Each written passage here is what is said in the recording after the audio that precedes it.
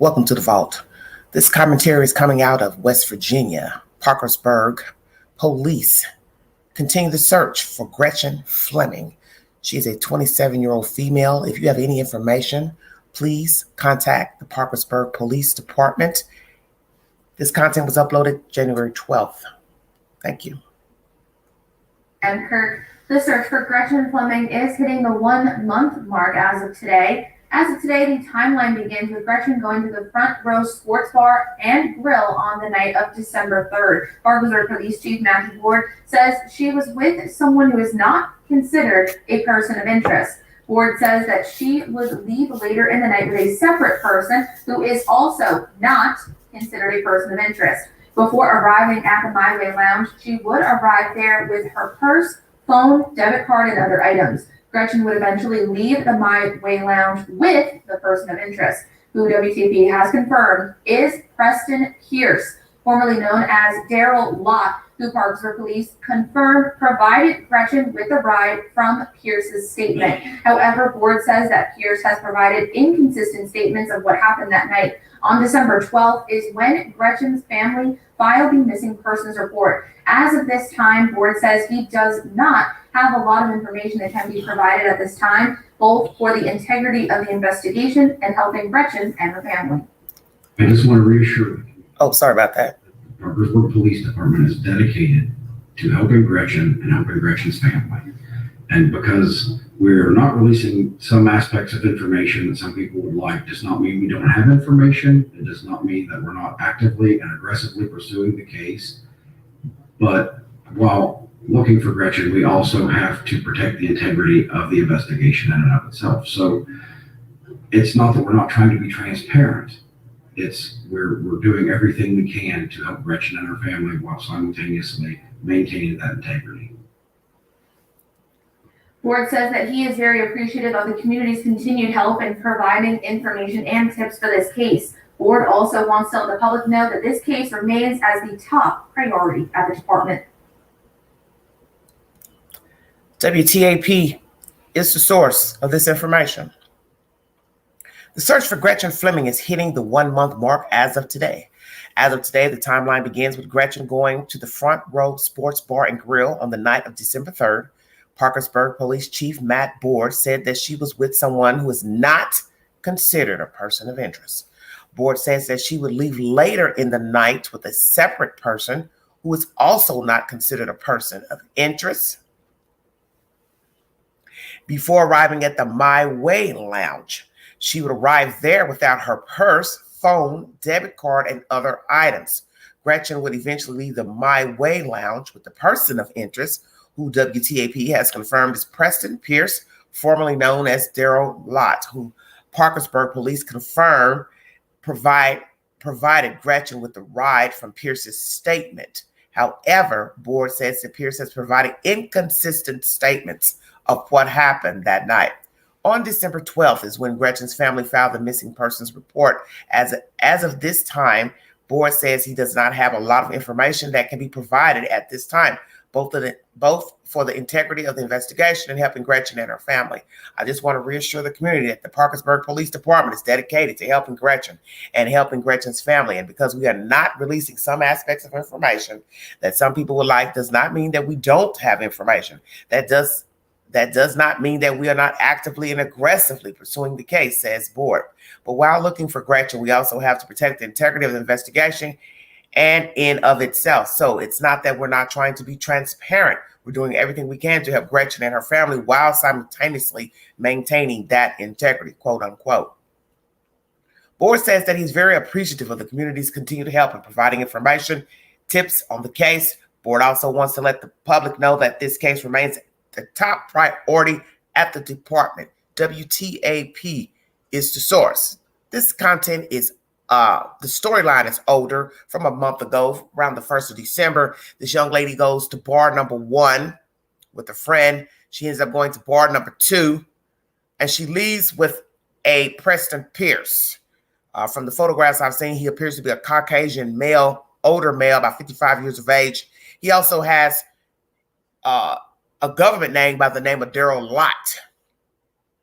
Preston Pierce is an alias. Why he's using this name, I do believe he has improprieties in that state and possibly elsewhere. So he's been using an alias for some reason. Why? I have also got information that he's worked in several law departments in that state. And I'm going to bring you that said commentary and other women's assertions of their dealings with Mr. Lott, that he is a creep, basically, from the commentary that I've gotten from Facebook. I will read those commentaries after playing Nancy Grace's podcast with her guests. Where is Gretchen? She last left a bar with this Preston Pierce character. He is a person of interest in this investigation. He's given inconsistent stories, versions to the police department. And I won't doubt that they have CCTV footage of this young lady with him and possibly going in his house. And the fact that he told her that he gave her a ride. You also hear in this podcast that he let her out at an undisclosed area. She got out of the car. Possibly not true. We will find out the truth, hopefully. Prayers to the family. Thank you for joining me. You're now listening to The Vault. I will now play your commentary from Nancy Grace. Thank you.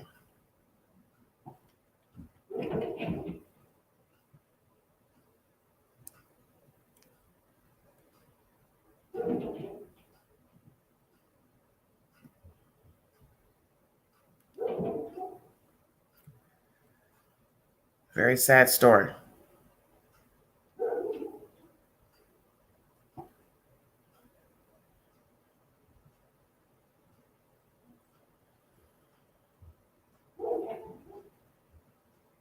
One moment, please.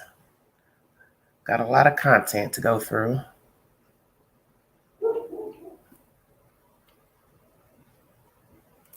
In the last hours, a bizarre twist in the search for Gretchen. Again, I'm Nancy Grace. Thanks for being with us. In the last hours, we learned that West Virginia officials find suspected human remains just 2 hours from where the brunette beauty was last seen alive. Straight up to crimeonline.com's Jackie Howard. Jackie, what can you tell us? West Virginia officials say suspected human remains were found approximately 2 hours from the location in Parkersburg where Gretchen Fleming was last seen with an unnamed male. The human remains were found in Elm Grove. Ohio County Sheriff Tom Howard says officials were led to the suspected human remains after his office got a call from another department regarding a missing person. Those remains were taken to a local funeral home for a medical examiner to perform an investigation. 27-year-old Gretchen Fleming, last seen in the early morning hours of December 4 at a restaurant bar, My Way, in Parkersburg. She left with an unknown man, seemingly willingly. But who can leave willingly if you're under the influence of a date rape drug?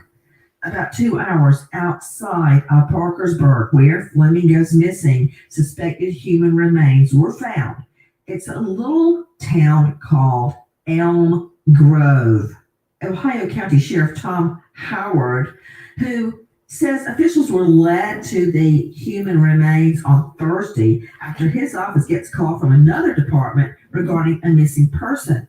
Now, those two cases may not be connected. You know what? There's only one way to do this. Let's start at the beginning about when Gretchen goes missing. Take a listen to our friends at WCHS. The Parkersburg Police Department is asking for your help in finding 27-year-old Gretchen Fleming of Vienna. Detectives say she was last seen the night of December 3rd and 4th, but relatives didn't realize she was gone quickly and did not report it until this week. Police located her purse and phone, amping up concern. Detectives have worked around the clock since then to cultivate information, and the public has really stepped up in regard to tips. And even if it wasn't from that night, giving us information they thought was pertinent, and then a combination of that has really expedited the investigation to the point we were able to obtain some search warrants. Before I introduce to our panel, I want to go to a special guest joining us. It's Gretchen's father, David Fleming. When did you realize Gretchen was gone?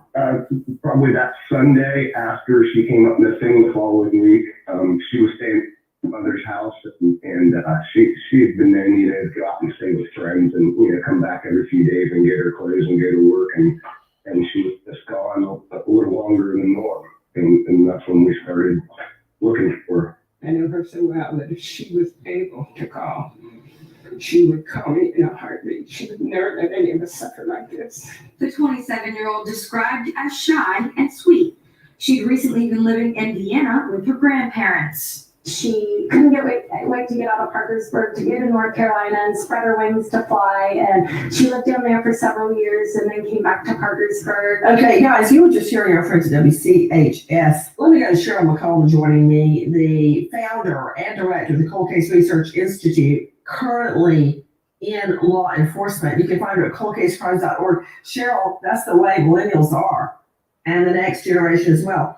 They don't live under the same rules that we thought we were supposed to live under. Like, okay, you graduate from college, and then you get a job, and then you get an apartment. As soon as you get a down payment, you put down a house because that's the best thing to do financially. Oh, no. In fact, I just read about a new member, I think it's in the House of Representatives, says, yeah, I'm going to head to D.C. and sofa surf, couch surf for a few days, and just see how it unfolds. Absolutely. This is not unusual to be basically living at grandma's house because of the location, and then you stay with this friend girl and that friend girl and this one and that, and you come back, have dinner, stay a few days, and then off you go.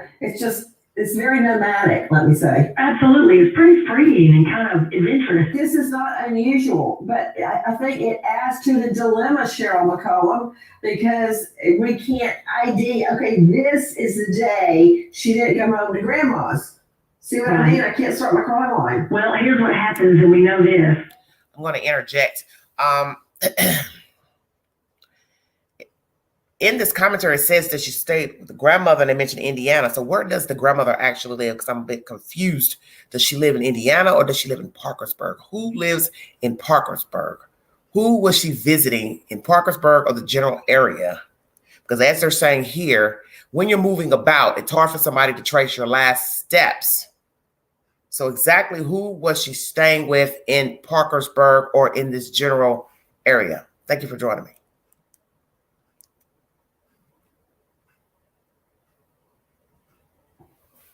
See what I mean? I can't start my crime line. Well, here's what happens, and we know this. Even though this was a usual type of lifestyle for her, there is a pattern. And she usually is not gone this long, and she certainly is not, voiding to be in contact with her family. And what's really important here, Nancy, and this will go to your timeline, is that cell phone. She's not with it, and she's not on it. You're absolutely correct. Back to David Fleming. This is Gretchen's dad joining us.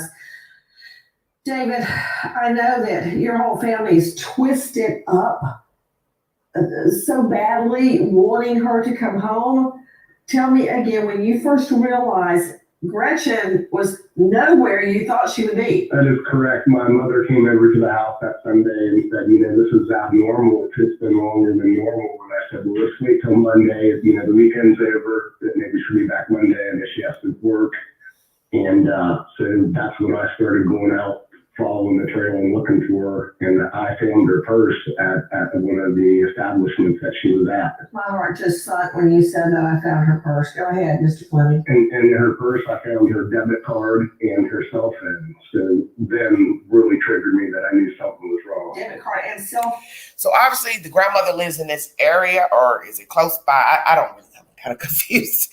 Obviously the father was able to go around to this area to look for her. So I'm assuming somebody stays in Parkersburg, because this is where I'm a bit confused, because they mentioned grandmother and Indiana, if I thought I heard that correctly. So the father was able to go around to the bar where she was, one of the bars, to locate her purse. You will now get information pertaining to how he came to get her purse, who she was with at bar 1, bar 2, and then leaving bar number 2 with a male, originally going out with a male friend. But it states in this commentary and the article I brought you earlier that the male friend is not a person of interest. Her debit card and her cell phone. So then really triggered me that I knew something was wrong. Debit card and cell phone in purse. You found it. Correct. And where was it? It was at an establishment called the Front Row, where somebody from the last establishment basically returned it back to where they began. Was that like a restaurant bar? Yeah. Mr. Fleming, you said that the grandma, her grandma, where she was living, now, hold on. Was that also in Parkersburg, West Virginia? Yes. Okay. She lives in Vienna. Parkersburg and Vienna is just like, they're basically the same town. Vienna's just a little suburb of Parkersburg. Okay, Vienna is in Wood County, West Virginia. It's situated right there on the Ohio. Okay, so grandmother lives in Parkersburg. So this is where allegedly she's residing, but she's known to go other places and spend the night with other associates, friends, stay gone maybe a couple days, then come back at her close. She also kept a job. What is her job? What was her profession? I want to use present tense, but what is her profession? What type of work was she doing? You're also going to hear she didn't have a car, which is very strange for somebody her age, 27, not to be driving. Why would this female not want a car? Small towns usually need a car to get around because these areas are rural. And it's not like living in a city, Philadelphia, New York, Chicago, where you have public transportation. Thank you for joining me. Virginia. It's situated right there on the Ohio River, which is an issue. I want to go back to you on Joe Scott Morgan. It's situated on the Ohio River and it borders Parkersburg, like Mr. Fleming is telling you. It's kind of like all one and the same. The population, now this is what's important in my mind, not only the Ohio River, but the population is around 10,776 people, about 11,000 people. That is small compared to like a huge metropolis. It's bigger than where I grew up in rural Bibb County, but it's still small compared to other places. And that touches on the way I would approach this investigation. However, it's the third largest city by population in the Parkersburg, Vienna, Marietta metropolitan area. That's what I know. And that population count is going to be very, very important. So you said on that Sunday, what was the date? The date in December of that Sunday, Mr. Fleming? It was the 11th. December 11th. Okay, that's when the grandma comes over and says, hey, Gretchen hasn't been home. Now, how many days at that juncture had she been not at home? 7. So can you get me the weekday of December 4, 2022? So the following, it should have been the previous Sunday. It was December 3rd, which would have been that Saturday. Gotcha. I've got December 4. Thank you for the correction because every day matters, frankly. December 3, Saturday, 2022. That was the last time she was at Grandma's. Correct. Okay, guys, you were just hearing our friends at WCHS TV. Now take a listen to our friends at WTA for the WCHS. In the dark, in the cold, just days before Christmas, the community united with one goal in mind, bringing Gretchen Fleming home. I want everybody to look to your left, look to your right. This is what community is. Fleming turns 28 on Christmas Eve. A pastor who spoke at the vigil prayed for a miracle, and she's home for her birthday. God, we're just thinking about so many ways and opportunities, Father, that you have shared with us, that miracles do happen. And God, we are asking for a miracle now. Miracles do happen.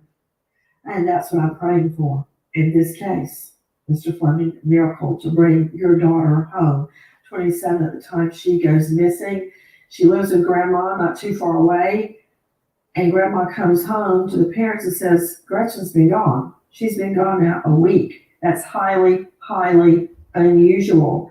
Now, I want you to hear what law enforcement has to say. Take a listen to our friends at WTAP. Parkersburg Police Chief Matthew Board also got up to speak. He assured the community that law enforcement is working hard on the case. There are so many behind the scenes at the Parkersburg Police Department that have really just essentially not went home since we found out Gretchen wasn't home. Board encourages anyone with any information to reach out. If you hear anything, if you see anything, if you have a recollection, don't hesitate to reach out to us, because what might seem minor to you all might be what we need to help bring Gretchen home. The latest in the search for Gretchen is that West Virginia officials find suspected human remains just 2 hours from where Gretchen was last seen. Straight Out to Crime Online's Dave Mack. Is there any surveillance video at the front row or the bar she went to, the restaurant she went to afterwards? Yes, I don't know if they have video at the front row. That has been disclosed in what I've seen thus far. You got it from My Way? There is video at My Way. We actually do know who she left the My Way bar with. Guys, hold on. My Way. My Way is also a restaurant bar. They have family karaoke. They have live music. You can play pool. They have this Sunday brunch that people from miles around come to the Sunday brunch with their families. Now, interesting, Dave Mack, when was she observed at My Way? Now, remember, her dad is with us, David Fleming. He goes and collects her pocketbook at the first restaurant she went to, the front row, which had her cell phone and her debit card in it. Wasn't that the first place she stopped, David? Yes, ma'am. Okay, take a listen to our friends at WTAP. Another employee, Jessica McAtee, says that Gretchen's purse with her phone and other materials was turned into the front row the following morning, and it was there for a week until her father, David Fleming, picked up the purse on December 11th. Both employees say that it's a difficult thing to see this happen to someone they knew from high school and seeing at the front row bar, and are worried about the person of interest she was seen with from the My Way lounge. When we hear about something like this happening, it just strikes you right through the soul, because I was just with her, or I just talked to her. Like, how could something like this happen this way? So he goes there. How did you know to go there, Mr. Fleming? Because it's a popular place in town, and younger people will, hang out there. So I thought to check there first. Okay, well, that was smart. I thought maybe they called you because they had this document, but you went there all on your own. Yes. I showed a picture of my daughter and asked if anybody had seen her, and they said, as a matter of fact, she left her, or somebody returned her purse here. Karen Stark joining me, renowned New York psychologist, joining us out of Manhattan today to help find Gretchen. You can find her at KarenStark.com. That's Karen with a C. Karen, did you hear what he just said? I mean, we're racing through the facts so we can get it out there to help find her. But let me just stop for a minute. Here's Dad. I'm thinking of my dad, and you know how I feel about my father. Out in the cold, going from place to place, bar to restaurant to bar to restaurant, the gas station to this to that, with a picture. This is my girl. Have you seen her? Her name is Gretchen. Can you imagine that, Karen Stark? It's so vivid, Nancy. I have such an image, and I'm so sorry of him going around and saying, "Have you seen my daughter?" And how strange. Who do you know? What female would leave a bar and let their cell phone be in the bar, their purse be in the bar? Nobody would leave that behind. And it makes you wonder, what exactly was going on? It's not a normal situation. I don't even care if someone had a lot to drink. You sort of have it attached to you. Let me ask everybody in the studio, guys, are you within reach of your cell phone right now? Yes. I am, and me, and Ely, we all have our cell phones. You know, this cell phone is partly the answer to the question that you're searching for. Is this Dale Carson? It is. Guys, with me is Dale Carson. He's a high-profile lawyer out of Jacksonville, but the real reason we have him on, not only for his legal acumen, is he's former FBI agent for many years and a former officer in Miami-Dade, which is a very high-crime area. Jump in, Dale Carson. You know, it's a mountainous territory in West Virginia. Cell phones have a limited reach in areas like that. Oh, good point. So looking at pings and watching her phone go from one place to another, see if there's another tandem that goes from that same place to another. And then you can tell specifically quickly when she left by looking at the duration of the phone as it stays charged to see backwards how long it's been alive and whether or not the father, when he picked up the phone, was still active. So, and there are other questions like who brought the pocketbook back? Exactly, right. Was she in her car? I mean, where is her car? Those are important issues, but candidly, there'll be transmissions that are limited in range, and all they've got to do is correlate those cell phone pings to isolate out who the hell was involved with her. Can I jump in, Nancy? Yeah, but I want to tell you something, Cheryl. Yes, hold your thought. Mr. Fleming, this is Gretchen's dad. Was she traveling in her car that night?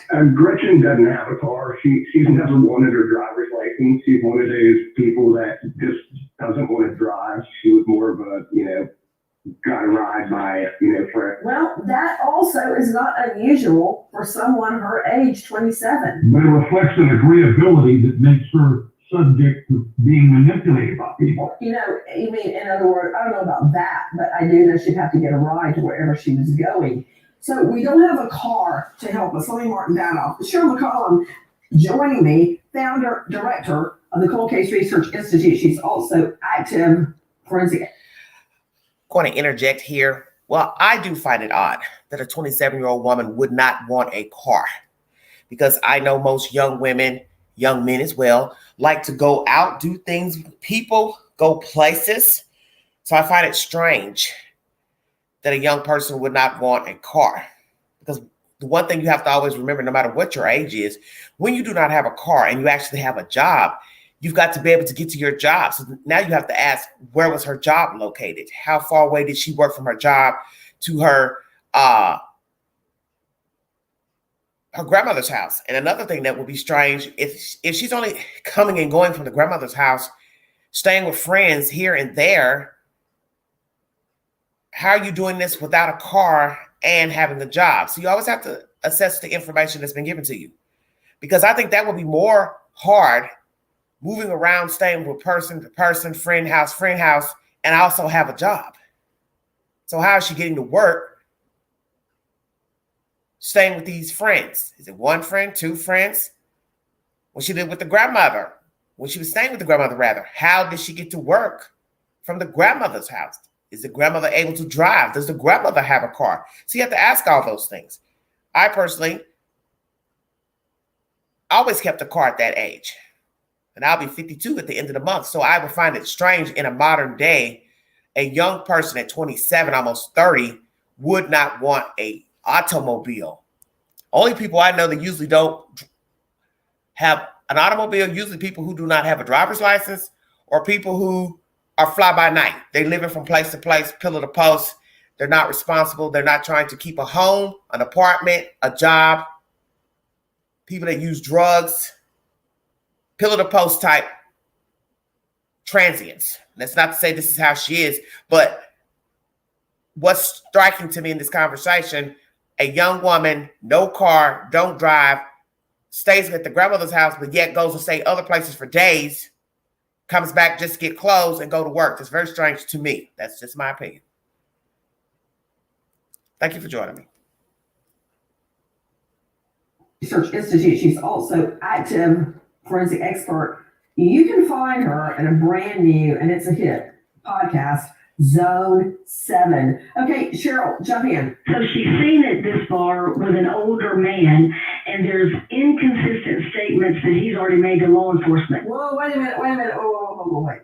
When you say older, she's just 27, so that could mean a range. That could be anywhere from 28 to 75. Hold on, I'm going to follow up Mr. Fleming, David Fleming. We're talking about surveillance video, not at the front row where you retrieved her pocketbook, but from My Way Restaurant and Lounge. Straight up to crimeonline.com. Jackie Howard. Jackie, what can you tell us? Video, Mr. Fleming. No, I have not, but I'm aware of it. Have you tried to see it? I haven't taken time Okay, guys, you were just hearing reference to the detail of what was all on the video. What were you told is on the video? Because what we know about may not be. The father said at that time he didn't take the time to go see it, I would have gone to see it. I don't want anyone telling me what's on the video. I would have asked to go. I would have asked to see it. Matter of fact, when you went looking for the purse and the people said, "Oh, here's the purse," I would have asked then, "Do you have video surveillance here?" May I speak to your manager? And then the manager and I would have had a conversation about the surveillance. And it would have been up to the manager, I guess, to decide if he or she wanted to let me see it. But I would have asked them, can I see it? Because I'm already there getting the purse, so why not ask for video surveillance? And even if he didn't think about it at the time, once law enforcement came back and told him, oh, we have video showing she left the bar number 2 with the older gentleman, I would have asked to see the surveillance. So I could see if maybe I know the person that she left with. Stay woke. Video, because what we know about may not be as let me say fully fleshed out as what you know about. What were you told is on the video? I was told that she was at the My Way and appeared to be pretty intoxicated and talking to an older male. Okay, what about this friend? And I'm not saying he's a suspect because I don't believe that he is a suspect. I call him a friend boy because he's not a boyfriend. He's a friend that is a guy. Your daughter, Gretchen, goes to the first place, the front row, with the friend, the longtime friend, who is a male. Is he with her at My Way? She rode with him to My Way, and that's where they got separated. Okay, gotcha.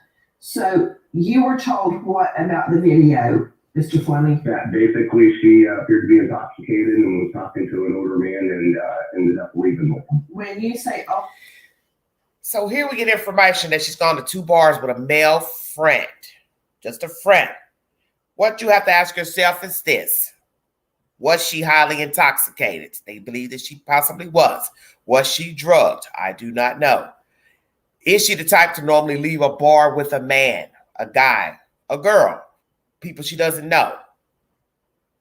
What did he tell her for her to leave? Did she get sick in there and maybe felt like she needed to get out of there? And he said, oh, I'll help you out. Why would she leave the bar without her purse? That is very strange. That even if you are inebriated, you would think to grab your purse. So where was the purse? On the bar or on her seat, chair, or bar stool? Was she sitting at the bar or sitting at a table, a booth? These are the questions you have to ask. Where did the guy sit in proximity to this lady? Was he watching her through the night? Did he go up to her to talk, dance, offer drinks? Did he bring her a drink? Did he buy her drinks? What did he say to get her to go out of the bar? And why didn't she tell her friend she was leaving with this guy? That's very interesting to me as well. Because usually if you go to a bar with somebody, you decide you want to go somewhere else, you're bored, you're tired, you're not feeling the bar, or you want to hook up with somebody, wouldn't you tell the person you came with, hey, I'm getting ready to go with this guy here, Bob, Joe, whatever. So did she have a conversation? But they say they got separated. So in my mind, I'm going to say separated in a small bar. I doubt it. So was he watching his friend to see what she did and who she left with, but just didn't pay it no mind? It's none of my business. Stay out of it. So you have to ask all those questions. Her rapport with her friend. Is he the type of friend to intervene when he sees something sketchy? Is she the type to leave with different men, different people? Thank you for joining me. You're listening to The Vault. This is Nancy Grace. And guests pertaining to Gretchen Fleming. She's currently missing from West Virginia, Parkersburg. When you say older, what do you mean by older? Mid-50s. What in the hay is a man in his mid-50s doing with a 27-year-old girl? Not judging. I'm just trying to figure out what this guy is doing there trying to pick up young girls. And Nancy, if I could just jump in, yeah, please because I wanted to make this point. Here's one of the statements he made to law enforcement. He told them at one point that night, early morning, she was in his car So we not only know he was with her, she was in his vehicle at some point, and nobody has seen her since. I think that's critical. I can add to that, Nancy. Okay, we've got the video of Gretchen leaving with this person, and we don't have it all the way to his car. Okay, the video only goes a certain part. He was parked in an area that wasn't picked up by the video. However, we have his own admission that she got into the car with him. He then claims, and this is where the quag comes in, claims that he just dropped her off at some intersection, okay, that they never went all the way to his house. That's why police are looking for anybody in that area, because he lives about 2 miles from my way. They're trying to find anybody in that area that has surveillance videos. What about the intersection, Dave Mack? Is there a a red light cam? Well, I don't know. I know that the police obviously did not believe him in what he said, because it makes no sense. You're going to drop a girl off that you picked up at a bar at an intersection in the middle of the night? That makes no sense whatsoever. Okay, now wait. To you and I, it doesn't make sense. So let's use deduction, because most of us are going to hypothesize of his assertions. Do they have CCTV to show that he's lying and that he did not drop her off? They have footage that he left the bar with her, bar number 2. But is he lying about her getting out at an intersection? Why would she get out at an intersection when we know that she doesn't drive, she doesn't have a car, she doesn't have a purse, she doesn't have a phone? So how is she even going to call somebody at an intersection to pick her up? Is there footage of him pulling up to his house with the victim and possibly the victim doesn't come out? The plot thickens. His commentary is inconsistent. He's given probably different versions because naturally they've already done the groundwork for CCTV footage of this girl and woman, excuse me. Maybe there's an eyewitness that saw him taking the girl out of his car, going in the house, but she doesn't come out. He is person of interest. House searched. What have they found? Jumping ahead a little bit just to give you a little synopsis of what's going on. I'll bring you more commentary after Nancy Grace and her guest speak. You know, wait, to you and I, it doesn't make sense. It may not make sense. Correct. But what if she said, hey, I want out of here, I want an Uber, let me off right here. I mean, we don't know what happened. And now another bizarre twist. What's the likelihood that human remains are found just 2 hours away from where a woman goes missing? Social media was rife with speculation. The remains found in a wooded area of Elm Grove were, in fact, the missing woman, Gretchen Fleming. But another bizarre twist. We are now being told there is, quote, no evidence at this time connecting human remains found in West Virginia to the missing person case of Gretchen Fleming. Chief Matthew Board of Parkersburg PD tells us now the 2 cases are not linked. So who is the person whose remains were found and where is Gretchen? You guys take a listen to our cut 12. This is Samantha Cavalli, WTAP. News tonight, the Parkersburg Police Department has provided WTAP with more details on Gretchen Fleming's disappearance. If you have video surveillance, Parkersburg Police Chief Matthew Board encourages you to look for this car in your footage. He says to check footage from late night December 3rd through December 5th. If you see the car in your footage, contact Detective Zimmerman at 304-424-1072. During after hours, you can call 304-424-8444. What kind of car are they looking for? To David Fleming, this is Gretchen Fleming's dad. What kind of car are they looking for, Mr. Fleming? It's a black hatchback. I'm looking for the model here. Caught me a little off Nissan guard. Rogue. Thank you. That's it. What?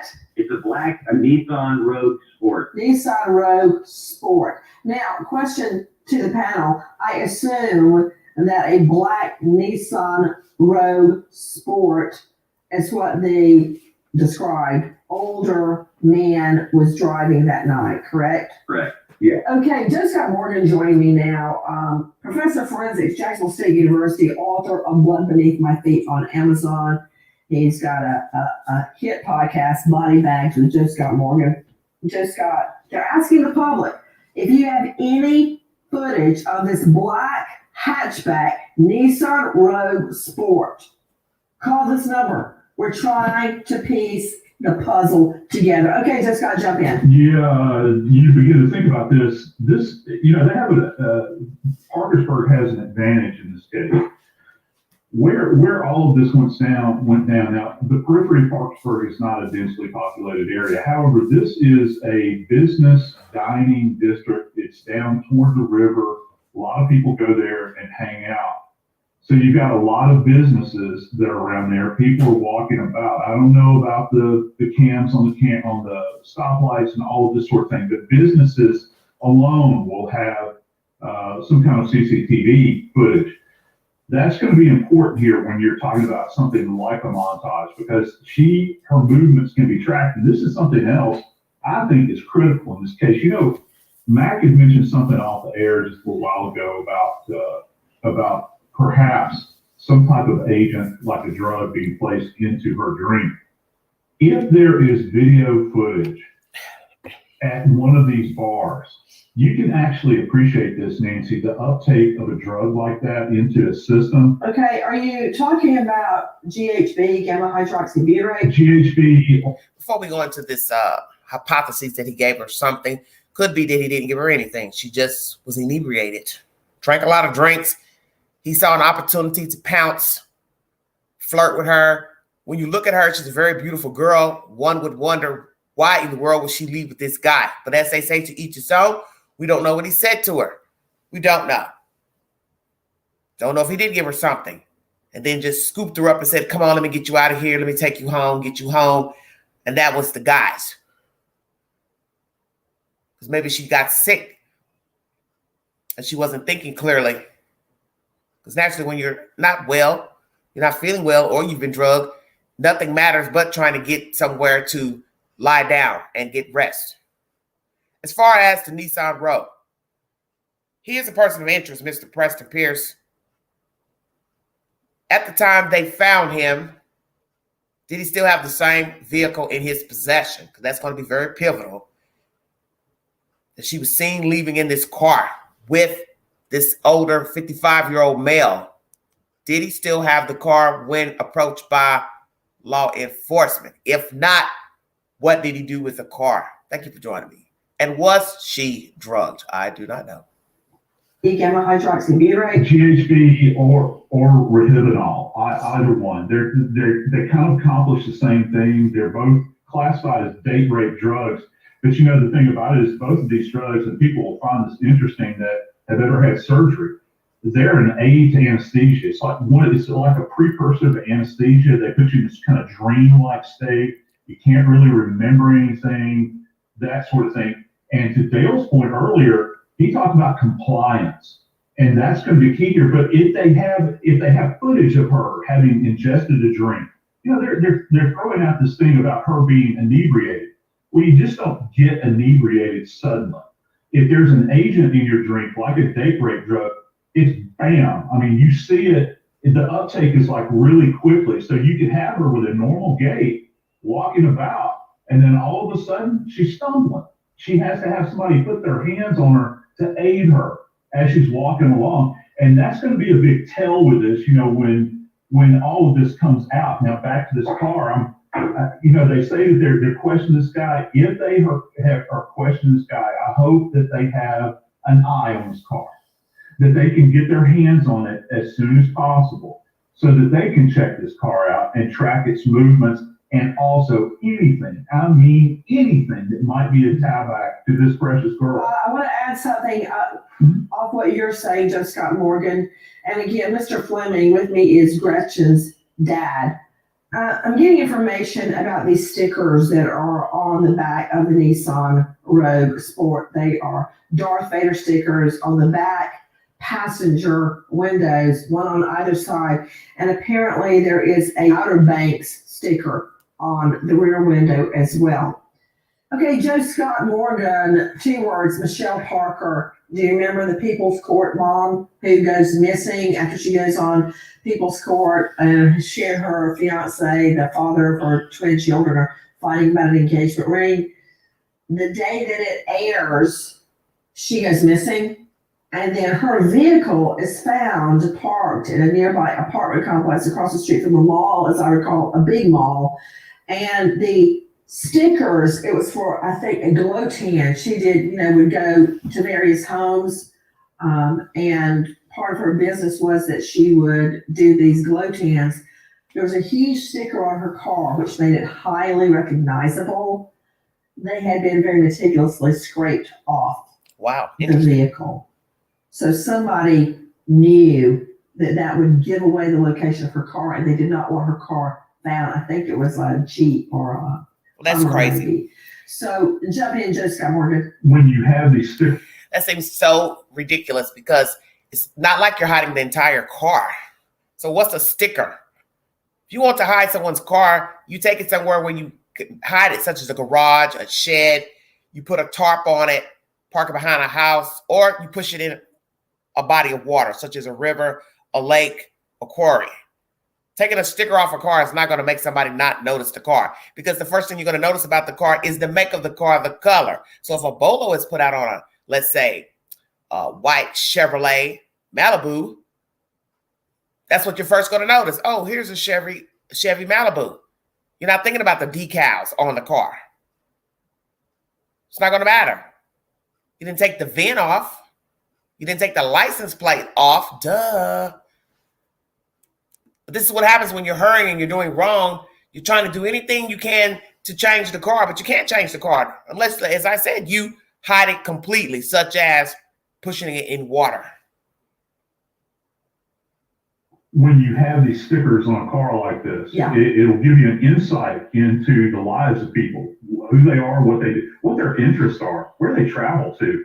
In this case, we've got, well, obviously Darth Vader, maybe in Star Wars, and also traveling, Outer Banks. Is this a place that this individual goes to regularly to go get away from it all? Is it their place? Is it their thing? Do they have associates that like to go there?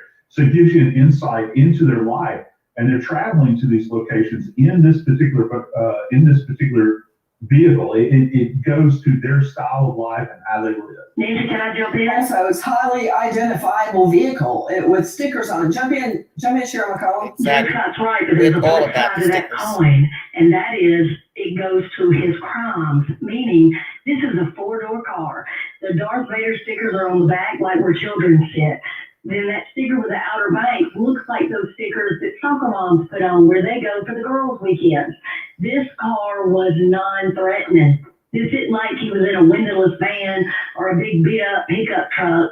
This does not look like a kidnapper's car, and that's on purpose. Guys, this all occurs just before Christmas. But according to police, that is not slowing down the search for this gorgeous young girl, Gretchen. Take a listen to our cut 10, our friends at WTAP. Since Gretchen was reported missing on December 12th, Chief Board says the department has been working around the clock. The investigation has not slowed down. There are people dedicated specifically to this case. And as I said, the holidays didn't slow that down. Christmas Eve, Christmas Day, still working. So it has not slowed down with time at all. If anything, it's gaining speed. So far, the department has issued and executed several search warrants. WTAP asked if the person of interest was a part of those search warrants. Chief Board cannot say at this time since it is an active investigation.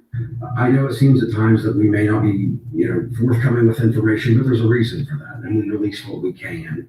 We've just seen in the Idaho case where police were actively trailing a suspect and not releasing the details because the suspect would have been known and altered his behavior.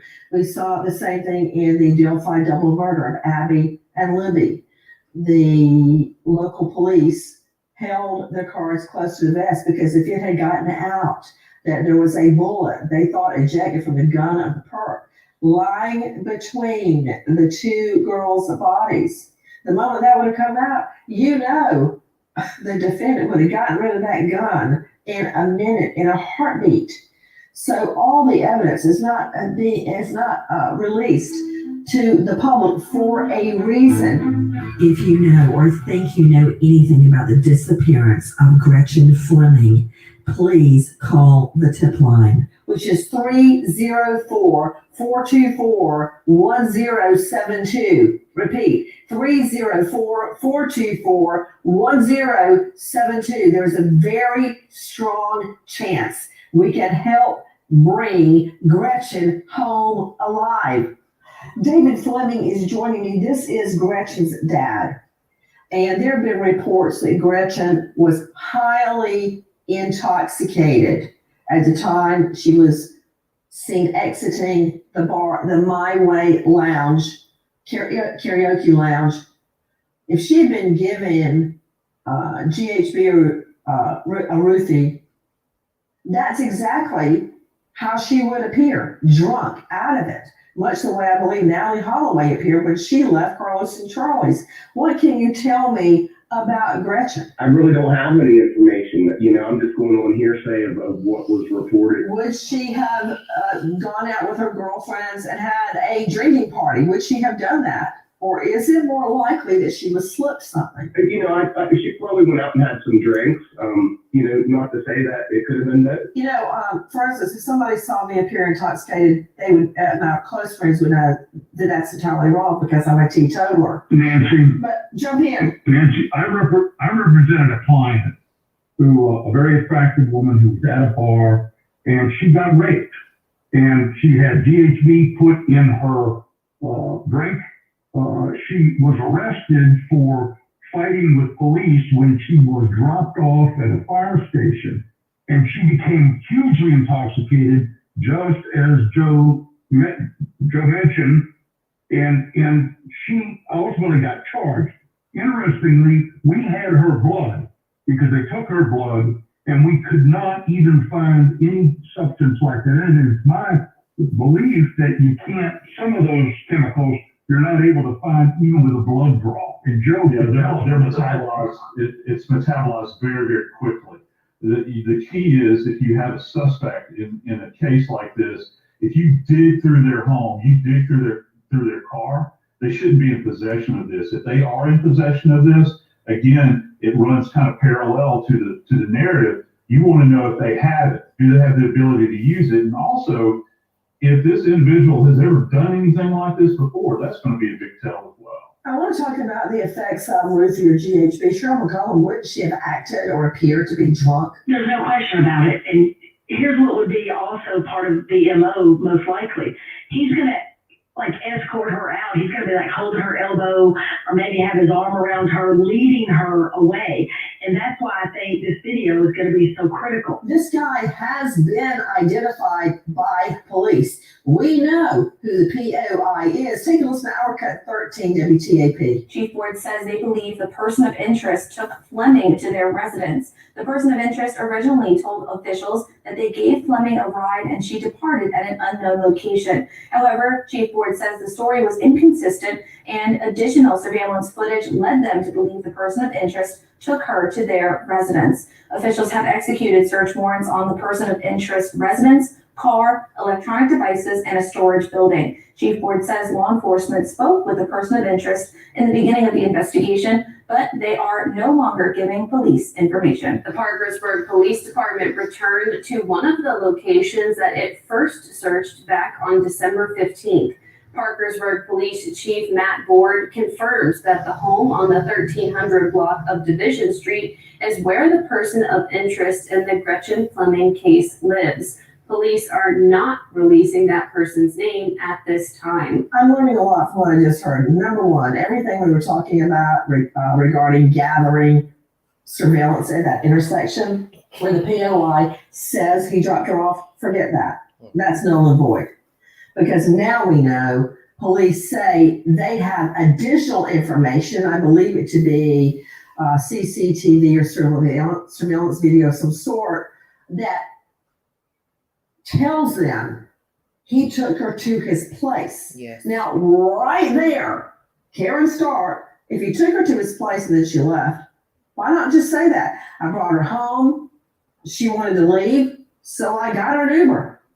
Why not say that? if that's what happened. Why lie if in fact he did lie? Well, Nancy, let's be clear about this. So just the fact that he's no longer cooperating, that speaks volumes about him holding information and being concerned. And he would not tell the truth if he brought her back, because why would he? That would make him be even more suspect. So this is a nefarious character. Frankly, telling anyone that you put her in your car. But if they have footage showing them leave together, one would use deduction that he put her in a car. So they talked to him and he said he did put her in a car. Because I believe they said from where his car was in the parking lot or area, they couldn't see exactly him getting in the car with her. So they go talk to him and he says, oh yeah, I put her in the car. She got in the car with me, but I dropped her off somewhere else. That's where you messed up. You should have never said you put her in the car, period. But they now have additional CCTV footage, which led them to believe he took her home. So that means, as I said earlier in this commentary, some visual has surfaced of the two going to his home, getting out of the car, her going in. But perhaps the video shows her going in, but not coming out. Search warrants executed on his home, his car, and a storage building. What have they found in the house? What have they found in the car? And what did they find inside of the storage facility? How far away is the storage facility? Is there anything linking this young lady in a nefarious manner inside of his car, house, or storage unit, such as DNA, hair, any type of body matter, the worst case scenario. Did he harm or kill this young lady? And if so, where did he do it? Inside of his house, in the car, another area? And the fact that he's not cooperating now, that shows guilt to me. Because if you have nothing to hide, you've already told the people that you put the lady in your car and then you took her somewhere and let her out.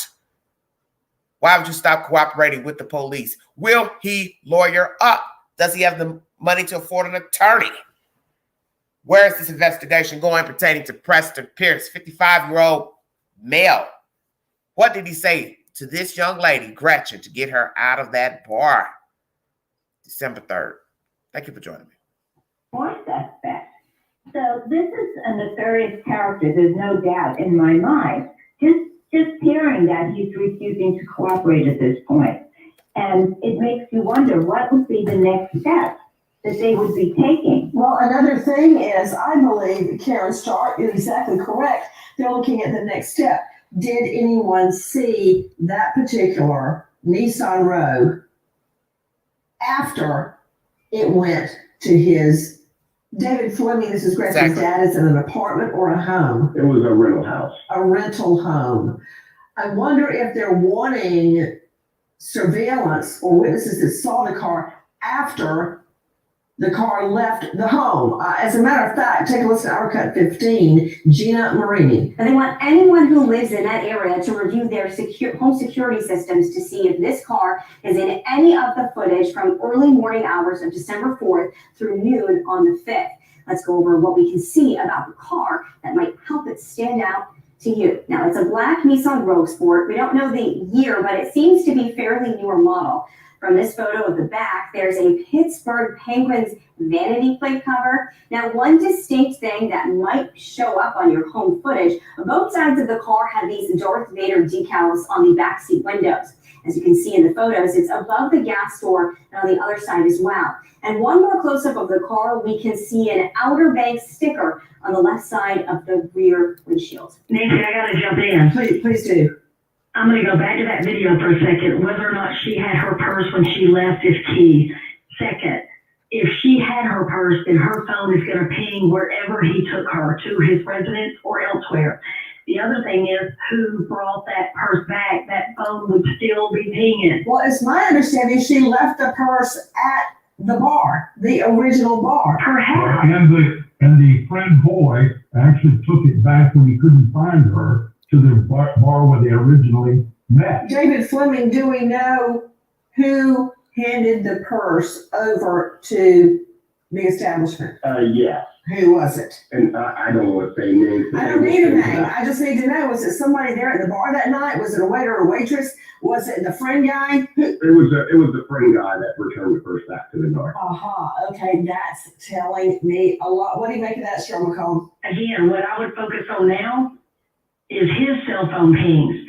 And if they have flock cameras picking up his car all over town, where did he go after going to his home? That's Cheryl, that's a really good point. If he didn't go to the home, and we're hoping that. We know that he did go to the home. The cops have already told us that. They believe he took her to the home. And what Cheryl is saying is, where did he go immediately after? David Fleming is with me. This is Gretchen's dad. David, has Gretchen ever stayed out of touch for this long? No. There's no doubt in my mind she has met with foul play in this very moment. Yeah. She could be being held against her will. Straight Out to Crime Online's Dave Mack. What can you tell us? The search for Gretchen Fleming continues, and the Parkersburg police want everyone to know the reward money for information regarding the disappearance of the 28-year-old has been up to $65,000. Police report a reward of $32,500 has been offered to anyone with substantial information concerning Fleming's physical location. A separate reward for the same amount has been offered for information leading to the arrest and conviction of anyone involved in Fleming's disappearance or physically harming the woman. Parkersburg Police Chief Matthew Ford said Fleming's family attributes the substantial increases in reward money to business owners who, quote, care about Gretchen and the Parkersburg area and wanted to help but wish to remain anonymous, unquote. As we go to air now, we understand that the human remains found in a wooded area on Cemetery Lane, of all places, have been identified as that of missing man Wesley Maddox, missing since October. 41-year-old Maddox went missing when he was reportedly walking to the drugstore with his dog, but never returned home. His mom, Jean, says she is confident the body discovered on Cemetery Lane is that of her son, and she is planning a memorial for him. We wait as the evidence unfolds. Nancy Grace. Nancy Grace, Crime Stories. Thank you for joining me. You are now listening to The Vault. I will bring you my commentary pertaining to this interesting story. Gretchen Fleming, 27. I believe she was supposed to turn 28 in the month of December. Caucasian female. Staying with her grandmother, Parkersburg, West Virginia. Also staying with other people from time to time, a couple of days. Had a job. What was her job? As I stated earlier in this commentary, I find it strange that a 27-year-old woman would not, one, want her own car, two, want her own apartment, house, condo. Why not? Because as Nancy has said in this commentary, you have to be very careful when you're trying to chase crime of victims or a person's whereabouts when they are going from place to place. And God forbid they start going out of state, visiting people, staying for a couple of days and come back home. Very dangerous because you do not know who they are interacting with. And when you do not have a car, that is even more dangerous because now they have to rely on witness accounts and CCTV footage.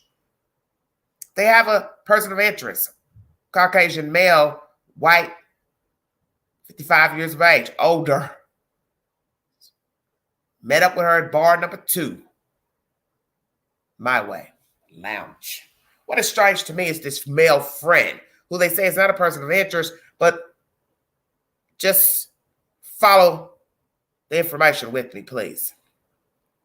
You take your girlfriend, girl, to bar number 1. You two go to bar number 2. She leaves out with a complete stranger, allegedly, for whatever reason. Inebriated, drunk, drugged, don't know. Did she say something to you? Did you say something to her? This commentary says they got separated. But I got a feeling the bar is small. Population 11,000 people. I refuse to believe that this is a big place to conjugate. So what you have to ask yourself is where were the two in the bar number 2 in proximity of each other, and also this Preston Pierce person to get her out of the bar without her guy friend seeing her, not seeing her. So how did it go down? Where were they all sitting and conjugating in the bar? for him not to see her leave? Number two, why would she leave her purse and belongings? Was she sick, inebriated, or drugged? Did he give her something, put something in her drink? Or it's just she was just drunk? What type of relationship does she have with this male friend? Because what I don't understand is you got a hold of her purse from the last bar. She's left and gone with this guy, Preston Pierce, and you take her purse to the bar number one, which makes no sense. If I'm your friend, we're friends, why would you take my purse to bar number one? This makes no sense to me. And we see this every time in criminal investigations. The behavior of people is strange because we came together, bar one, bar two. So wouldn't a friend keep the purse until they got a hold of the person? Or number two, they take the purse to their family member's house. So allegedly the grandmother lives in town, so why didn't you take it to the grandmother's house? That's one part of the story that's strange to me. Is that he's allegedly not a person of interest, but he sees that you've gone out of the bar. He sees that Gretchen is gone. He sees her purse, gets her purse, but yet takes it back to bar number one. Why not just leave it there at the bar? Because basically what you're doing is it doesn't make any sense to me. And it's not to say he has any involvement, but that's strange to me.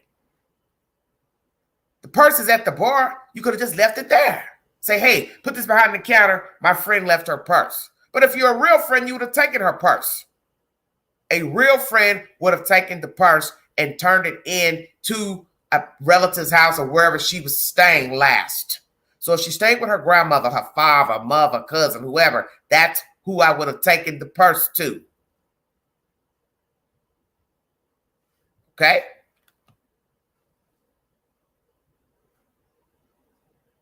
What are you talking about? Anyway, why didn't the friend take the purse to her grandmother's house, father's house, if these people live in the general Parkersburg area? This is where I'm confused. Who all lives in this town? Number one. Who does she actually stay with? Because this back and forth from the grandmother to the friends seems iffy to me for a 27-year-old, but that's the point. We don't know her disposition, how she carried herself. So why would the friend not take the purse to the grandmother's house? This is illogical to me. You took a purse from one bar back to the original bar. That's making a person think she wouldn't remember where she last was. That's the message that you're sending. Well, let me take the purse back to bar number one because she's not going to remember being at bar number two.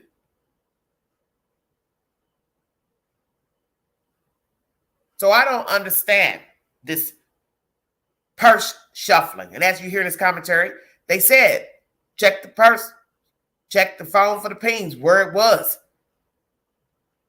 Did the purse leave the bar number two and go some other crazy places in town? And that means you were carrying the person's phone around with you, the friend. Good observation. Preston Pierce. Who is he? The 55-year-old male that Gretchen left the bar with. I want to bring you commentary. He is not cooperating now with law officials. Why not? Claims he let her out at an undisclosed place. So what is he don't remember where he let her out? Why not just say I let her out at stoplight number 12? I let her out right here at 15th Street. I'm confused. Let's go to Facebook because this is where everybody loves to go and dig up people.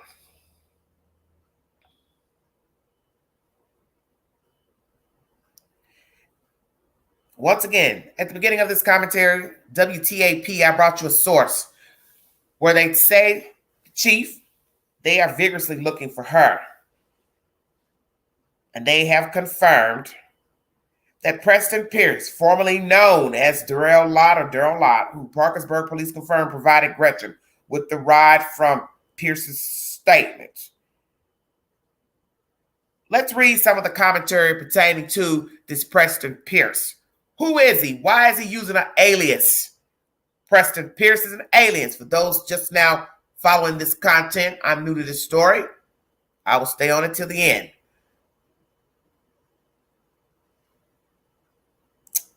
Gretchen Fleming, West Virginia, TCR. This is a page, Facebook page, public page. Collection of statements from individuals who have claimed to have had interactions with Preston Durrell Lott in the past. It is believed that Preston is one of the last individuals to have seen Gretchen.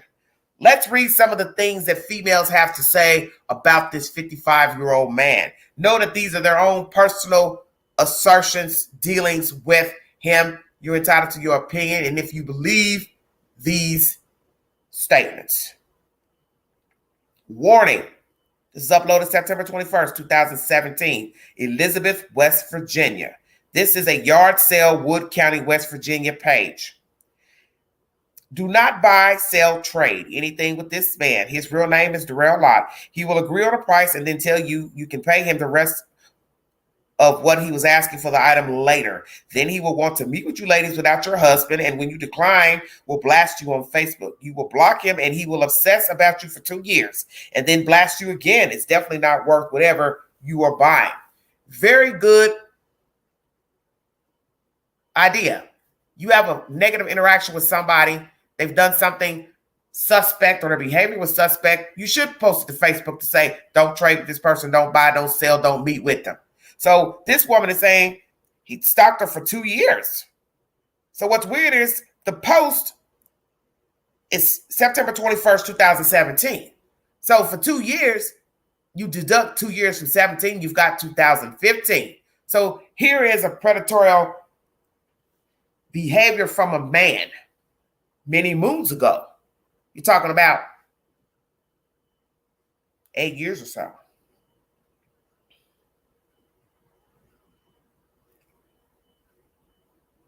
There's a mugshot of him on this information as well. You can barely see what this information is. Wood County Sheriff's Department, Preston Pierce, 10/29, I believe that's 2015 to 2016. What was he arrested for?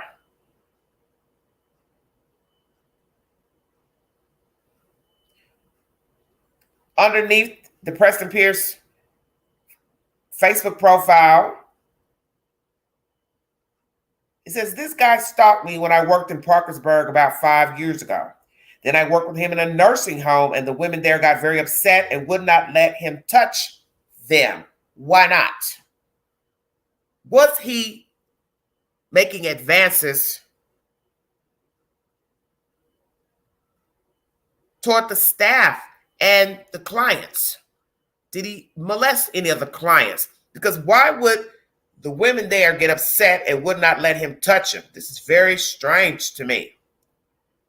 Trying to pull up all I can pertaining in these pictures pertaining to this Preston Pierce, which is an alias. His real name is Durrell Lott. Why are you not using your government name, Mr. Pierce? Mr. Lott, rather. We should be calling you Mr. Lott instead of Preston Pierce. And when you come up in the Google search information, you've used both of these names interchangeably with different initials, which shows you've done something to where you do not want people to know what you've been arrested for and or accused of. Stay woke, everybody. The next commentary says, he is now a Spark driver and has hit on me while pregnant, stating I look good for being pregnant, but had to mention first, not to sound creepy, I tried to be nice because I'm working, but I got weird vibes from him. Let's read some of the comments pertaining to this man. The picture on the right was taken after Cindy Ball was found murdered after leaving overtime, which is just across Rosemore on the same road that the front row is on. And this is one of the bars where the kids were, the young people were, the front row. And they're describing some young lady that was murdered on the same street as the front row bar. She disappeared in October 2014, and from what I've read, Gretchen was at the front row the evening she disappeared. Look how close they are. There are several parks and ponds, bodies of water just off Rosemore. Has anyone thought to search those. Rita responds, I have a sinking suspicion that he's involved in more than just Gretchen's disappearance, and I'm sure I'm not the only one. Then someone says, Mr. Daniel Taylor, if you are referring to the mugshot, it is fake. Okay, I did not know that. Well, whatever. So is it fake? Is the mugshot fake? Because what you have to ask yourself is, why would a grown person at 55 be using an alias and changing initials and the names? That's strange behavior for somebody that doesn't have a arrest record. So they're saying this arrest record is not true. I don't know. Then Daniel replies to Kimberly by saying, the prime suspect for Cindy Ball's case is believed to be her ex. There's no connection between Preston and Cindy that I'm aware of. Okay. Then Tamara replies, so the police have known him because he have many reports, have been reports made. Then somebody says, Darrell was his name as a cop. Why would a cop change their name? Let's read the replies. It's very true. Here are the aliases found for Preston Pierce in Parkersburg, West Virginia. Darrell E. Lott, Preston D. Pierce, D. Lott, Darrell Eugene Lott, Darrell Lott, Darrell G. Lott, Preston D. Pierce, Peston Pierce. 35 addresses. Then somebody says, wasn't he the POI in the Cindy Ball case? That comes back up. I'm not sure, I didn't follow, but I saw others saying it was him. Somebody says no. Cindy's ex. Greg is the POI. I guess some ex. I don't know.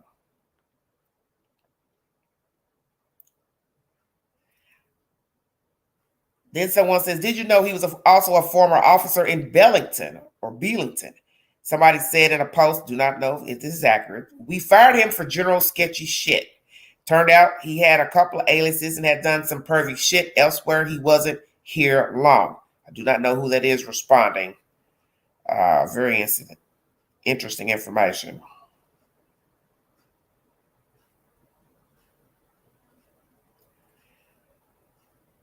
Somebody said, of course the police knows him. He's an ex-cop. Well, very true.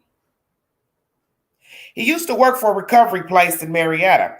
When he did his interview, we asked about this. His response was that him and his biological father had the same name, but because of their relationship was bad, he didn't want to be associated with him. Well, needless to say, that was BS, and he ended up getting fired for the inability to provide proof of his name being legally changed. I believe it's the same person that's been talking in these posts. I used to work with him, and he hit on my underage coworker and knew she was underage. He followed me and a friend from Front Row to my way, to my home without knowledge. Thankfully, my friend was very alert and noticed he followed us. And my boyfriend was told and came outside and confronted him. Police were called. Somebody said, oh my God, when was this? How scary. Then she said, a few years back, the police should have still a record of them being called for it. Then she said this was 2019.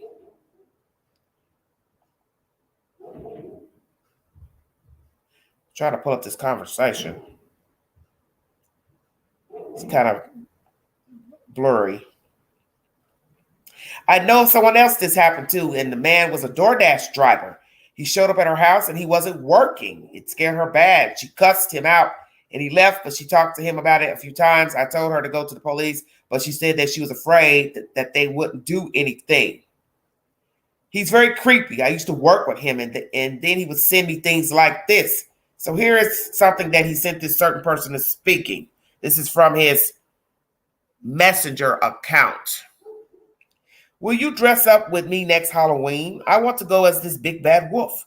Found a perfect costume for you. We have to start working on it now, though. This was 2021. I believe it's November 14th. So it shows a woman in a costume, I guess Little Red Riding Hood, with a wolf stuffed animal attached to the front of her clothing. Very creepy. Creepy indeed. This man would not leave me alone. About a year and a half ago, I went for drinks just to let him down gently because I don't like confrontation. He became very angry that I didn't want to be sexual with him. He harassed me for weeks and then threatened to tell my ex that him and I had been together. Not a big deal, but so incredibly rude and untrue. I didn't order DoorDash for months in fear that he would take the order. I truly hope this girl is safe. Let's talk about the DoorDash situation. See, things do not change in the world until you say something. And this goes to show why you have to speak up. You have one incident of him following somebody home from the bar, the My Way, same bar he took the girl from, Gretchen. You're driving all the way home, so he now knows where you live because you're not paying attention. You're probably drunk yourself. You're just in the car doing you. But the person, I believe, what's driving is paying attention. This is why you have to be aware of your faculties. This goes back to the incident pertaining to the Idaho 4. You have to be aware of people hanging around, lurking around, following you on foot, showing up at the same place you show up. Especially if it's someplace offhanded. But we know in small towns, you're going to bump into people. You may leave Goodwill, go to another thrift store, same people are in there. And I've had that happen to me many times when I go thrifting. I'll leave one store, pop up, these people are at the next store, or they come in the store where I am. But when it's a man, I would be a little bit leery, especially if it's a bar or a regular business. So you're coming out of a bar, you need to be watching your surroundings, whether you are on your own driving, whether you're getting in an Uber, ride share, catching a ride. You need to be aware of who may be following you. Anybody that made any advances, passes to you, you should be paying attention to this person. DoorDash. Once you have a driver who is making derogatory commentary too overt in their conversation, if it becomes sexual, derogatory, nasty, rude, all you have to do is call the company to say, I prefer not to use this driver because this is what he or she said. And that way they know not to send that driver. I'm not going to sit here and stop ordering DoorDash because of this one person. What I'm going to do is tell the supervisor, call the company or send a message through their chat service to say, I have an issue with this person. They were out of line, out of pocket, said nasty, derogatory things.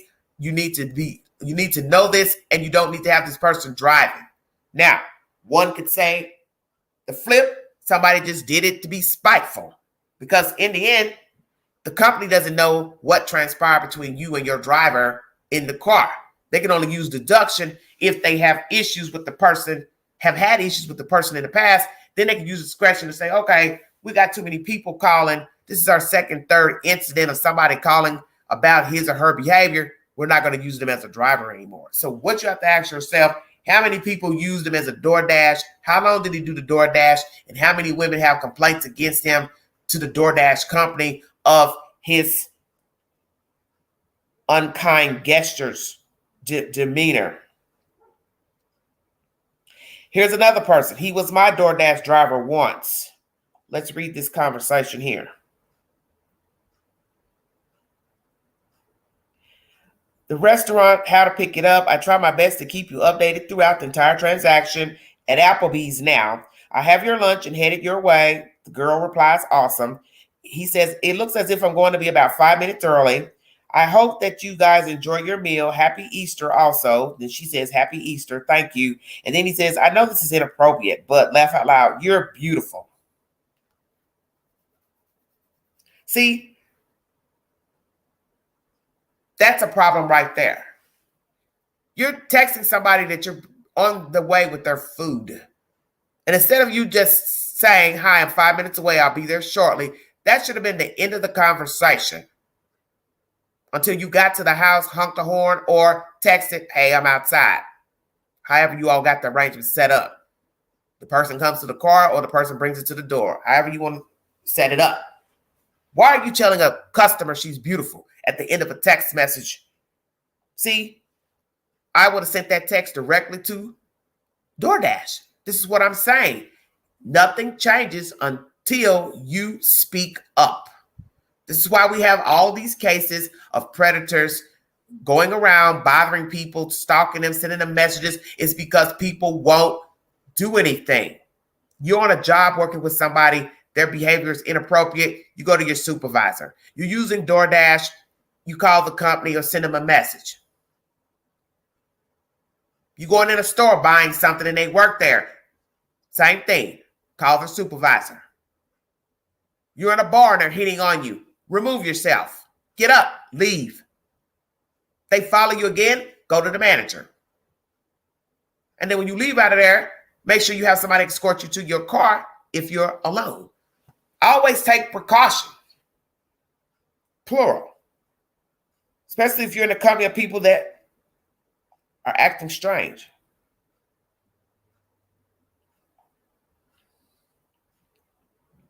He was mine as well a couple years back. He started messaging me all the time, telling me I was beautiful and asking to hang out.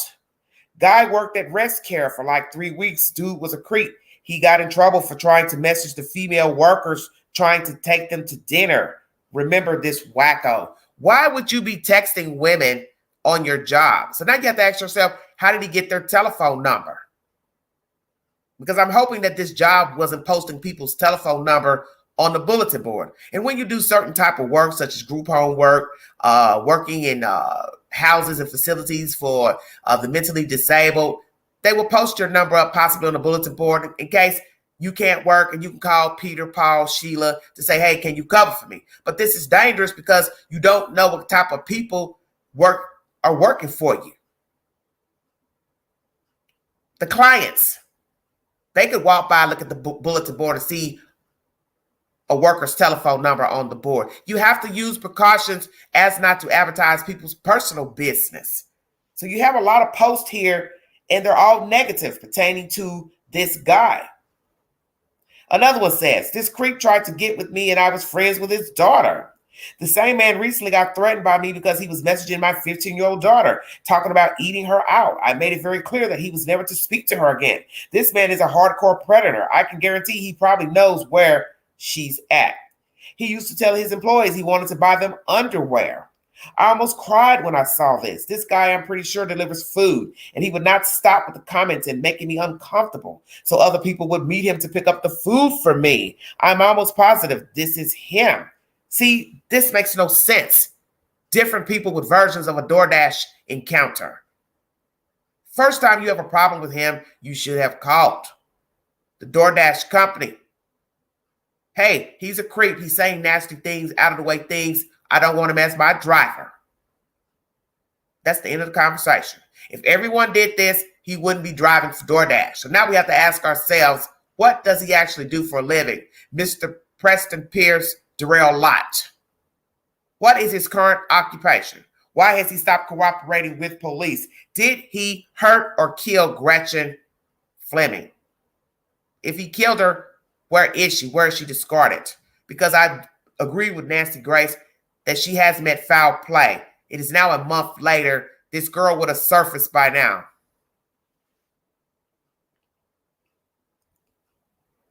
All these different messages. I just read you 14 different clips about, and it's all negative.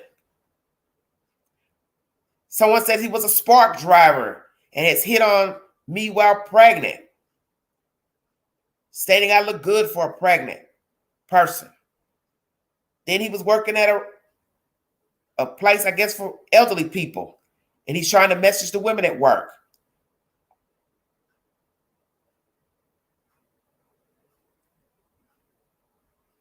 Then here's something here where somebody's posted something.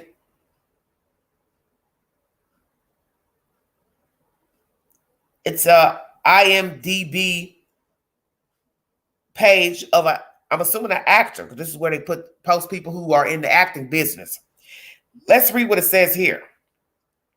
Preston Pierce, 1940 to 1992, actor, sound department. Preston Pierce was born on 23rd of August, 1940 in Wichita Falls, Texas, USA. He was an actor known for Girls for Rent, 1974, Mean Mother, 1973, and Drag Racer, 1972. He was previously married to Judy. He died on December 12, 1992. So this guy was an actor. So perhaps he picked up this name from an older actor who died in 1992. So you don't know the mind of people who are ill. And the fact that he's using an alias, this alias also belongs to someone who is no longer living and an actor. And the guy who posted it by the name of Greg says, gee, Preston Pierce, girls for rent. Interesting. Also, when you go into Facebook search engine, you'll see a picture of his house. It is a rented house, as you heard in this commentary. Does he still live there now? How does the landlord feel about this man being a person of interest in a woman's disappearance? Did somebody in the neighborhood see him go in or out with the girl? See him doing anything suspicious around the time of her disappearance? Carrying any type of totes? Travel bags? Doing anything suspicious in his yard? Digging up anything? Carrying anything out in a rug? Bin? One of those gallon tanks? Because somebody has seen something. That's why he is a person of interest. WTAP.com is the source pertaining to search warrants of this address. Police execute multiple search warrants in search for a missing woman. This was December 15th. Police are releasing new information in the search for a missing woman in Wood County. Gretchen Fleming was reported missing to the Parkersburg Police Department on Monday. Her family says they have not heard from her since earlier in December.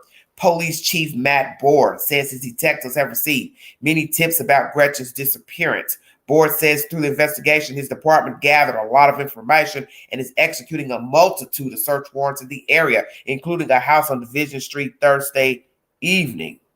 Very interesting. The West Virginia State Police Crime Lab is helping with the search for answers. So did they find anything in his house, car, and that shed that was mentioned in this Nancy Grace podcast?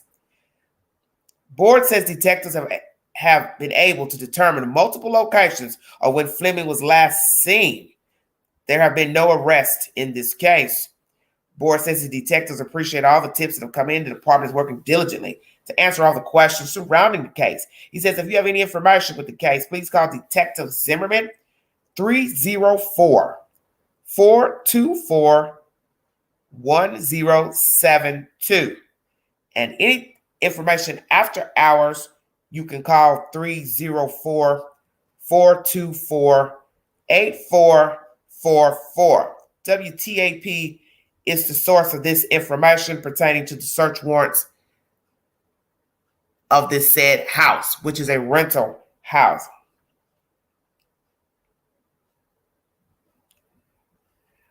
Leslie Rubin, perhaps she's a newscaster. Let's see what she has to say pertaining to this person. This was uploaded January 4th, public page.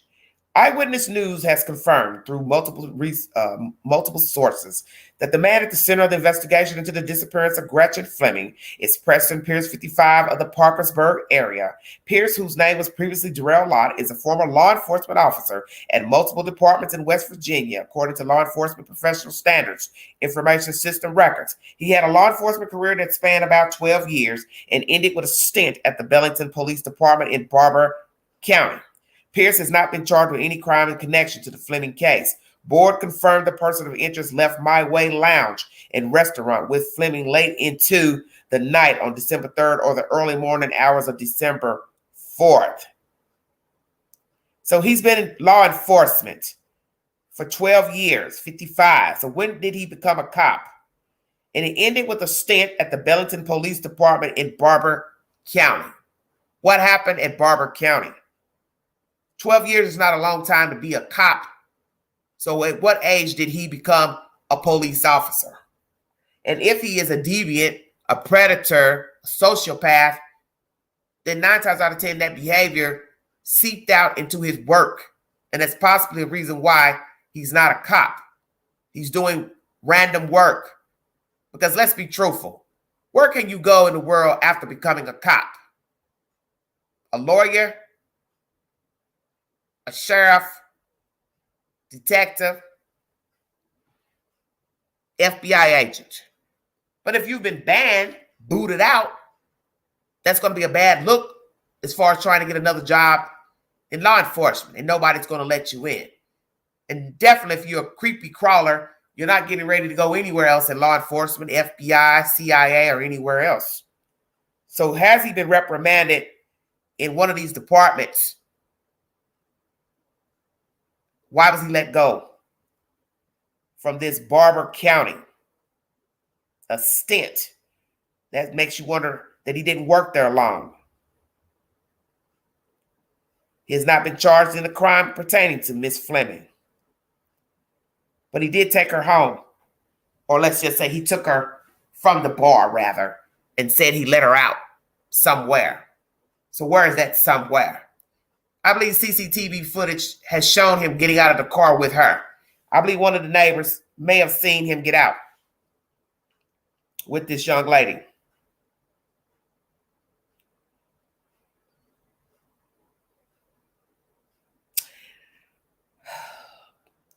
Buried cold cases, little known unsolved murders and missing persons cases. This is a public page. Gretchen Fleming, 27 years of age, Parkersburg, West Virginia. Last seen December 4th at a local bar called My Way Lounge. According to those who saw Gretchen that night, she left with an older man. This man has been identified as Preston Pierce, a former police officer who was previously known as Darrell Lott. Darrell Lott is allegedly his government name. According to Preston, he dropped Gretchen off at a police station after leaving the bar. However, no one has seen or heard from her since. Furthermore, after learning of Gretchen's disappearance, dozens of women have come forward to share their harrowing experiences with Pierce. How could he know more about what happened to Gretchen? No, excuse me. Could he know more? Well, I think he knows more because he was last with her. Someone comments, sadly, this isn't going to be a good outcome. It's obvious.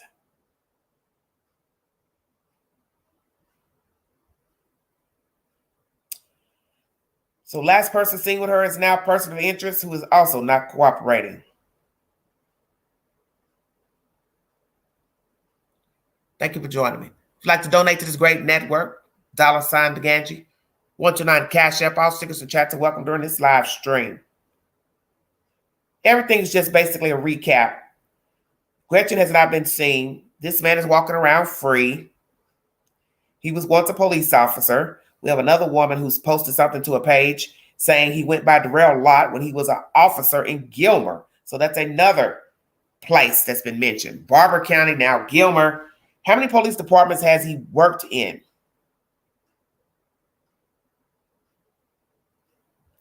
That's what I'd like to know. Very pretty girl, dark hair, brunette.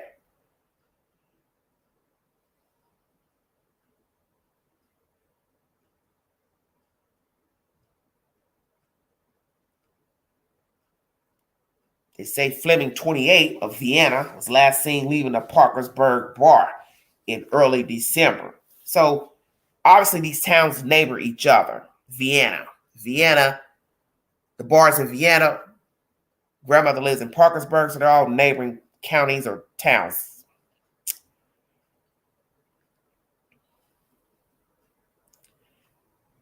Preston Pierce, 55 years of age, alias. Government name, Darrell Lott. Last left this bar with Gretchen. Has stopped cooperating. Search warrants executed at his home, car, and storage building. As I stated, where's the storage building in relation to his house? How long has he lived in this town? Who is he renting from? How does the landlord feel about him being a person of interest now? Will he be able to stay there? Will they want him to continue renting their house? Did he hurt her? Did he kill her? Did he do something to her at that house or somewhere else in the general area? Is this a case of murder? Because in 1 month, she would have contacted someone, showed up home. But the one thing that's also strange to me is the so-called male friend. He is not a person of interest, but his behavior to me is odd because I can't understand why a person would take your purse back to the first bar. You're taking my purse from bar number 2. What is the point in taking my purse back to bar number 1? Thought that was very strange. So let's see where her phone pinged after leaving My Way to the point of it making its way back to bar number 1 the next day, where her father retrieved her purse with her debit card, cell phone inside of the purse. And that's another thing as far as the police station. other commentary does not state that he took her to a police station, that he let her out at an undisclosed location. So that's why I said earlier in this commentary, well, then where is that disclosed place? Because it seemed like to me, you would just say, I let her out at the stoplight. I let her out at the stop sign. I let her out at the church. I let her out at red light number 12. He can't tell you anything because he's lying. He's giving you what he wants you to know, which is, yeah, she got in my car, but that's as far as I'm going to take this conversation. Police say he has given inconsistencies in his statements and has stopped cooperating. So that means he's guilty of something. So possibly he did harm this young lady, possibly discarded her out here somewhere, and now it's just a matter of finding her body. And that's a terrible thing to say.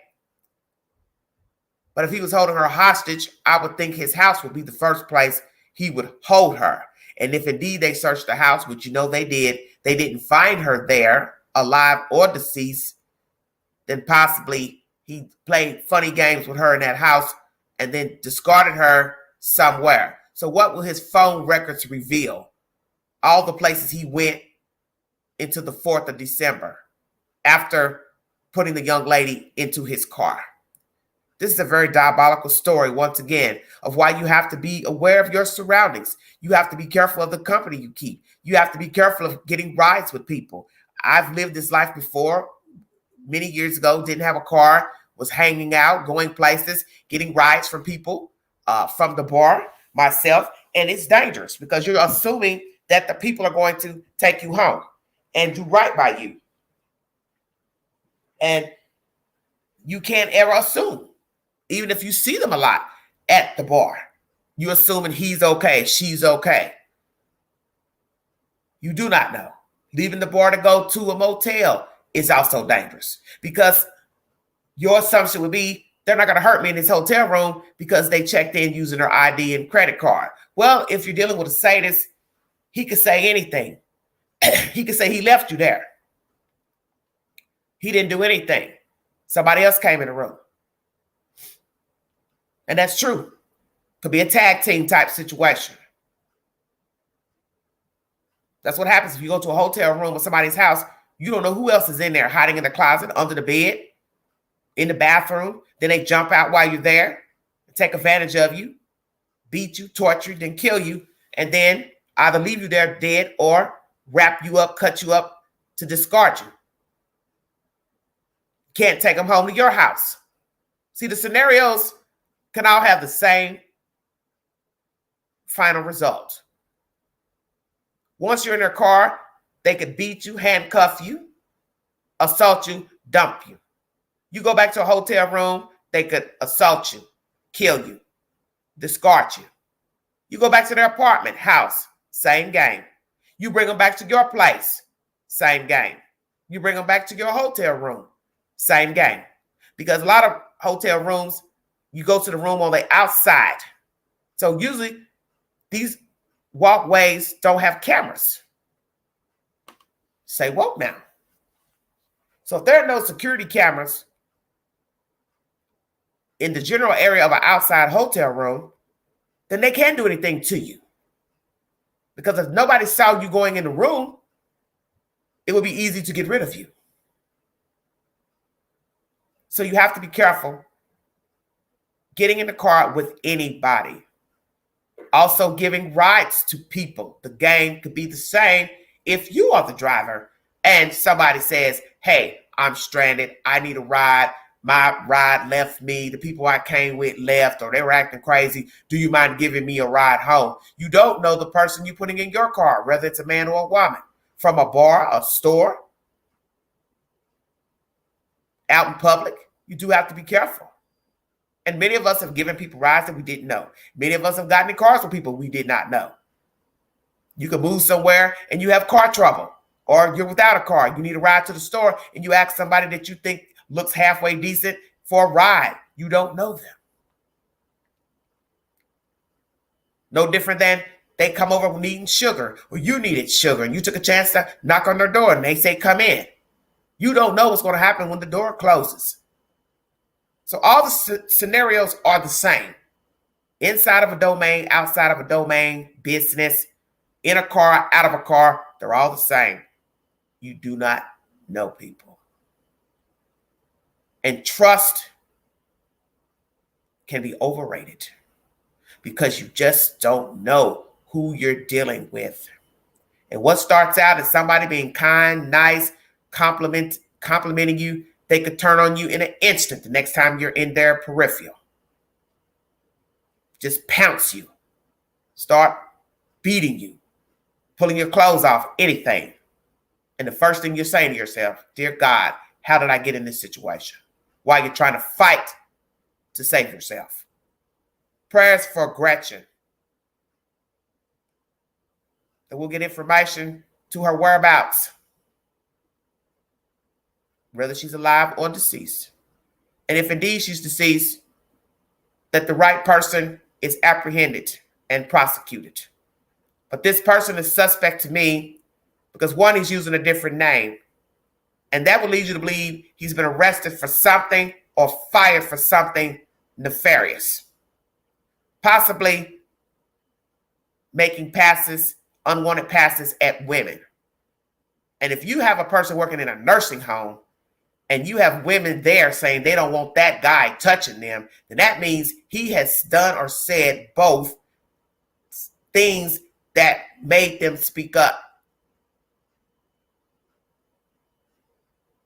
And if he didn't work there that long, there's a reason. And as you heard, all those posts I read, that's too many different people speaking on this person and their interactions. If you have 3 people speaking of negative interactions with a man, that's too many. And he has possibly been this way all his life. A predator. Always flirty, always making commentary, always trying to give compliments. You rebuff him, then he turns on you. And now with social media, that's an easy way for him to put you on blast. So this is why you do have to be careful also dealing with people in the marketplace of buying, selling, trading. Because anybody could put you on blast, even if they were in the wrong in dealing with a transaction. So see, you have to be very careful.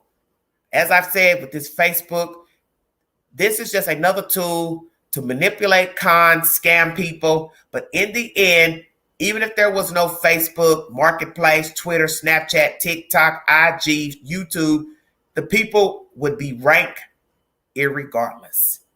They are foul no matter if we had social media or not. They would still find a way to manipulate and con and scheme and be deceitful. Social media is just an easier way to stalk people, harass people, because now they have access to your location, your phone number, which is very dangerous.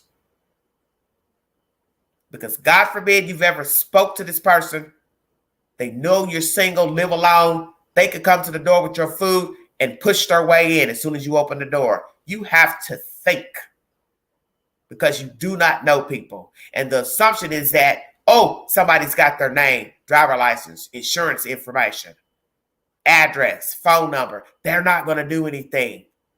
If you're sick, yes, they will. And that's something you have got to get out of your head, that the taxi driver won't assault you. The DoorDash Uber driver won't assault you.